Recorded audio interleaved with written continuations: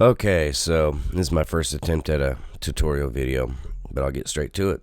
Um, First thing you asked about was the specs I'm running, which this one is kind of beastie.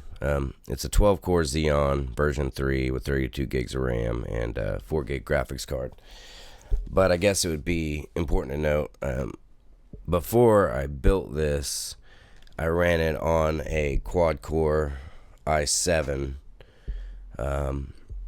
with 16 gigs of RAM and I think a 1 gig graphics card. So really, I mean, it'll run as long as you got some processing power. I use more of the processor than I actually do the memory when you're running it in real time like this. The next thing I guess would be under the preferences, under the audio setup. I typically run it at 64 samples. I've been running it at 44.1. I just started messing around with 96. Okay. The 96K will get you even less latency. But like I said, I just started messing with that. I can run this at 64 or 32 samples. Obviously, the lower the block size that you put it to, just keep an eye on your performance, which you'll see over here. At 64, I get pretty good performance out of it. It's pinging the processor, but not that bad. I put it in 32, it'll probably ping it out around 70%, 75%. So, some of the things I'm running, which it's always good to check the plugins that you are running once you put that block size down and see what it's doing to the performance. If you look at over here, you'll see the latency of each plugin. As you can see, I mean, most of it is around 0 milliseconds. CLA, which I don't use very often. This is just specifically for an effect that I'm using on one particular song. Keep in mind, I use this setup for my band, so I've got a lot more stuff running in it that I automate in and out just on little sections here and there, just because it's cool. The Fab Filter Pro stuff, I mean, it barely uses any of the processor on those EQs, and they're awesome EQs. The one knob stuff, any of the wave stuff tends to use a little bit more, it seems like. The T-Rack stuff, Classic Clipper, it works pretty good. Trigger, which is a Steven Slate plugin, I use that to mix in with my drums to give it a beefier sound, because I can stack, 5, 6, 7, 8 samples of a kick drum together and mix them all together along with my live kick drum and just trigger it off the mic in real time. It's got a 4 millisecond latency. I've never noticed a latency. Maybe some of you other guys who know a little bit more about that stuff will notice it. I never have. It's always sounded awesome. Well, I say always sounded awesome. I've only been doing it for about a year. The virtual mix rack stuff, I'm absolutely in love with running it in Studio One. The fact that you can run one module and have multiple different EQs, compressors, and different stuff like that, FET compressors and all that stuff. It's awesome. It doesn't use up that much processing, and 0 milliseconds latency to run the whole module with all that stuff in it. And I know there's some of the compressors out there will eat up a lot of the processing and cause a lot of latency. Isotope stuff definitely eats up some processing. I've only got a couple instances of it running, and it's on vocals. Anywho, so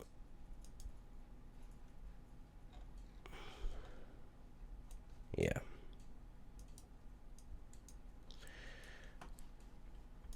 I tend to let's see, let's pull up the mixer here. Obviously, when you're routing it all, you have to have separate channels for each individual. God, if I can get over to this screen. Sorry, I've got 3 screens running here. The input, say for your kick drum, mine's on 1. The input has to be on the input that your mic is plugged into. The sub outs you'll have to set up in Studio One. Just go up to Studio One in your preferences, or Windows it might be options, and then you'll just basically go into song setup for that session that you have designed for your live rig. Add mono channels for all the ones you want mono channels on, which, kick drum, that'll be a mono channel, snare, etc., etc.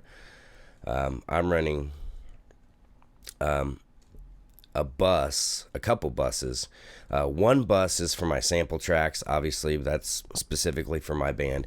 But I did set up a parallel compression bus for the drums. So I added a stereo sub output. And all you do is put your... that's on inputs. On the outputs, once you create a stereo one, you put it in the outputs you want to go to on your mixer. Obviously, just keep in mind that all of these here correspond to a channel, and just keep in mind which sub output goes to what channel. For me, sub 3 is channel 1, mainly because before I knew I had a digital return, when I first got the mixer, I had set up my sub 1 and sub 2 to channel 31 and 32, and I didn't make it stereo because I just didn't. Anyway, just been too lazy to change it and never went back. So that's all you got to do. It's pretty easy, just right there in the grid. And you'll notice that when I go to my drum, this is my drum bus. It's actually my parallel compression bus that I set up. I've got, a compressor on it, a virtual mix rack. And then it just goes out to that sub output that's a stereo output that I set it up to, and then obviously stereo link those faders that you send it to. Same thing with the drum verb. Right now I have the drum verb going to the same sub output on mine, just again because I'm lazy and I already mixed in how much verb I wanted on the drums beforehand, because I have it all automated. So vocal verb I sent to a separate fader by itself. Obviously you're going to get into, depending on the processing power you have, is where you're going to get into how much or how many plugins you can run and how much processing power each one takes. So I would say start off with the things that you really, really want to dive into, like the drums for sure. Guitars, I probably don't even really need to run them in here. I'm just using the Fab Filter EQ for my cutoffs where I want them on my guitars, and that's specifically for me. Typically, when I'm running a live session through it, unless there's something specific I'm wanting to put in it, I don't really tend to run other bands' mic'd up guitars through the session, because I feel like the EQing would be different every time. That's the general concept of what I'm doing. I don't run any type of mastering plugins because those are latency from hell, as well as, they use up a lot of processing, and the latency is not good at all. I think some of them are like 80 milliseconds, 50 milliseconds. It's just, it's god awful. But if you got any questions, let me know. I do a lot more with this as far as automating. I could make other videos of that if you want to see them. If not, then I'm not going to waste my time. But it's pretty cool. I run MIDI tracks and virtual instrument tracks to change the channels on my guitar amps as the click track plays. I also have it running to my lighting controller to hit every scene exact when it's supposed to be hit for each part of the songs. It's fun. So, anyway, that's all I got for now.